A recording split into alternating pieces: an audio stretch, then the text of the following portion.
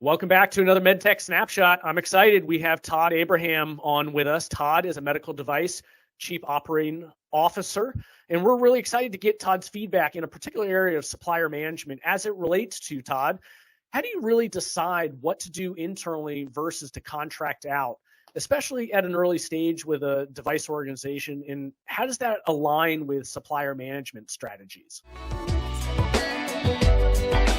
Well, Travis, it's a pleasure to be on with you here today.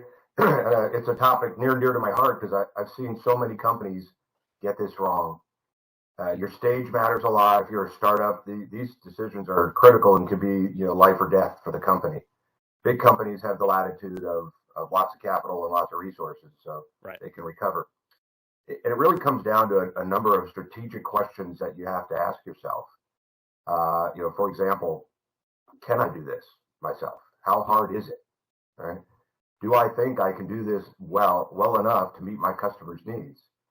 And along with that is it practical? An example I would give there is laser cutting. In order to have a real laser cutting operation for nitinol, for example, you got to have laser engineers. You got to have a laser, several lasers that are running all the time.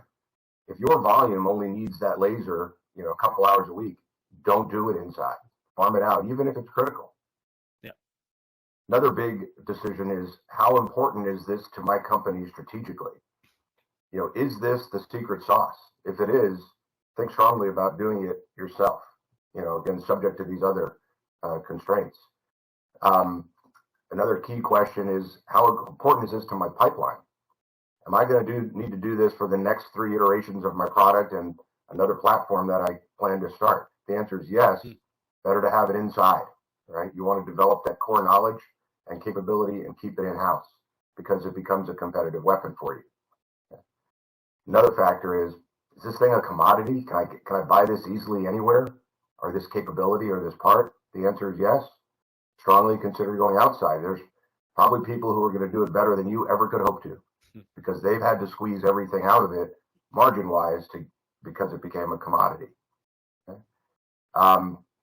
And don't underestimate the complexity of things. You have to really think about, what is it going to take to get this thing, whatever it is, this process or this part, up and running in-house or out. Does it meet your timeline?